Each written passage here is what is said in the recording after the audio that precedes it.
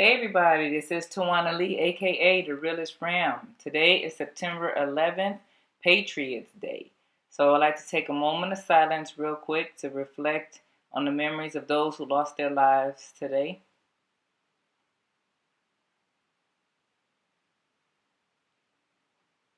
And so military installations used to be wide open, and this is how civilians used to meet troops.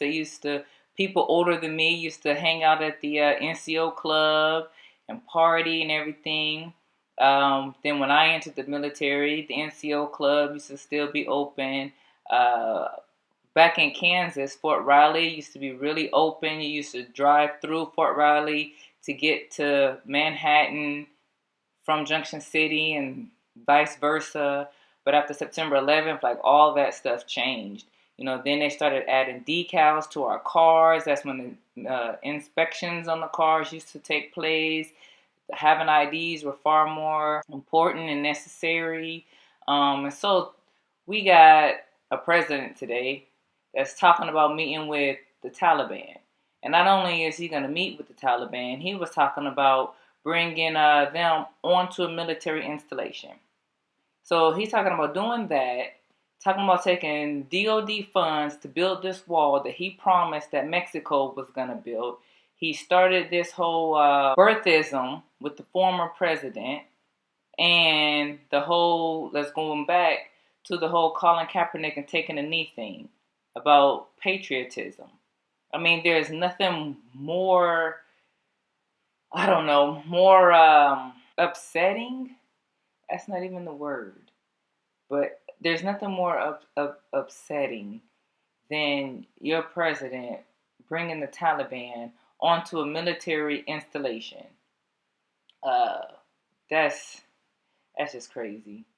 But moving past him, I want to talk about his lack of leadership and his lack of character.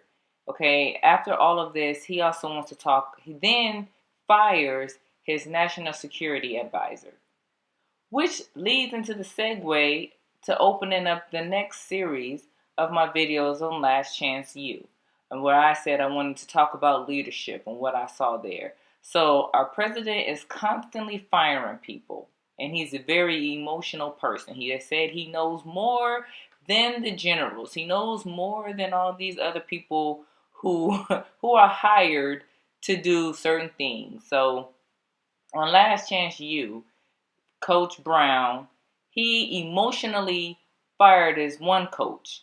Then he hires him back. But then he's firing like other coaches too from other seasons, and in the past he's cutting players. He's a very emotional guy. Okay, you can fire as many people as you want, but when you're the head person in charge and you're rotten, that spoils the whole entire program. That spoils the whole team, which effectively messes up the morale. It messes up the morale. There will be no trust, and particularly in Last Chance U, one thing that I saw as a viewer, I saw that he brought the guy Malik back on the team. And he was promising that he wasn't going to give Malik any playing time, but yet he still did. Why? To ensure that he won the game. But you're a leader and you made a promise to your team. So that breaks trust between you and your players. Okay? And then our president, he lies a lot. Both of them become hypocrites. Okay? Then their behaviors. The coach starts fights. The coach uses language that is unacceptable, as does our president. Our president is a bully. But then when people start to follow your actions, then you want to take it out on those individuals. our president, and he doesn't necessarily take it out on those individuals. Some of those people he cover up for them, and then wants to say that people are good on both sides. Whereas Coach Brown, he then starts cussing out the players. Starts talking about how they're smoking weed and they were peeing outside of the dorms and all this other stuff. But dude, you led the way with the way that you be talking to them. You be calling them out of their names. You're calling other coaches out of their names. So morale gets driven down low. And I said that I wanted to talk specifically about what I saw in the military as a whole. But with today being September 11th, I decided to just focus on the president because of his actions and decisions to try to bring the Taliban to a military installation during this time. First of all, he shouldn't be doing it. But at this time in history, in this time of the year, this is when he decides that he wants to try to bring the Taliban onto a military installation. He's so much smarter than the generals, and then he fires the national security advisor. He's fired so many people. He's fired all these generals who have been in special operations commands. So I've decided now that I will just focus on him, this one individual, just as I'm focusing on the one individual, Coach Brown, on Last Chance U. So when the morale is gone, just as it started to dwindle on the team on Last Chance U, the players, they started to just only play for their scholarships. They were no longer there for their team. They didn't care whether they won or lost. They just wanted to ensure that they got playing time, or what they call it, film. They just wanted to make sure that they got film so that recruiters can see them. And it was no longer this family that they thought that they were having. Thus, in the military, when the morale is gone, troops are there only for the end of their enlistment. They don't care about anything else. They could be disgruntled. They just can't wait to the end of their enlistment. And so players can't wait until they graduate. Just as in the civilian job, you're simply just there because it's a steady paycheck that you can count on. You really don't like people there. You don't like waking up every day because the morale is low. And I saw that is what Coach Brown was doing with his players and his team. Okay. Luckily, in the Air Force anyways, it's not that easy to demote your people and to kick them out. So when you have very emotional leaders such as President Trump and Coach Brown, that makes, in the Army, people are easily demoted. So they lose their rank and then they have to work their way back up. And so therefore, the good thing about the Air Force is it's not that easy.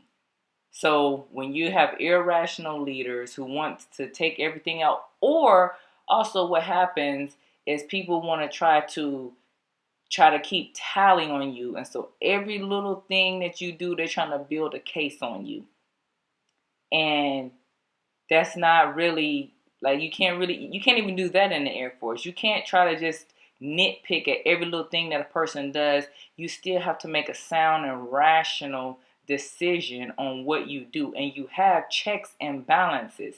That's why you have senior leaders. That's why you have a first sergeant. No matter what this supervisor does, they can't just go to the commander and say, I want to kick this person out. You have the senior leadership of that flight and the first sergeant, who's supposed to be the objective person. But Coach Brown didn't have that, and Donald Trump definitely doesn't have that. And when he has people who are trying to be objective and trying to be a sounding board, good sound advice, people who bring facts, he fires them.